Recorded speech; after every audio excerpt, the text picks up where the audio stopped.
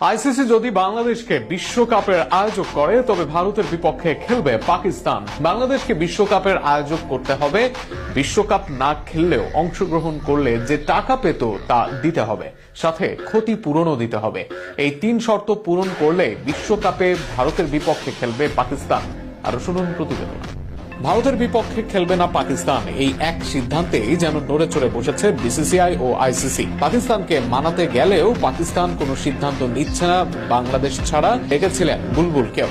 আর সেখানে বাংলাদেশের পক্ষে তিন শর্ত পূরণ করলেই ভারতের বিপক্ষে খেলবে পাকিস্তান। এনডিটিভির বরাতে জানা গেছে পাকিস্তান বাংলাদেশের জন্য বাড়তি ক্ষতিপূরণ দাবি করেছে, পাশাপাশি বিশ্বকাপ থেকে ছিটকে যাওয়ার পরও বাংলাদেশের জন্য অংশগ্রহণ ফি দেওয়ার প্রস্তাব এবং ভবিষ্যতে একটি আইসিসি ইভেন্ট আয়োজনের সত্ত্ব দেওয়ার বিষয়টিও আলোচনায় রয়েছে। আর সেটি হচ্ছে আগামী 28 সালে অনূর্ধ্ব 19 বিশ্বকাপ।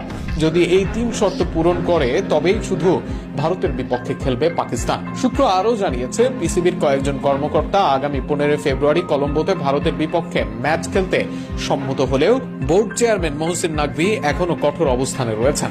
চূড়ান্ত সিদ্ধান্তের আগে তিনি আবারও পাকিস্তানের প্রধানমন্ত্রী শাহবাজ শরীফের সঙ্গে বৈঠকে বসতে চান। তবে ভারতের হিন্দুস্তান টাইমস ও টেলিকম এশিয়া স্পোর্টস এর প্রতিবেদনে বলা হয়েছে ভারত ম্যাচ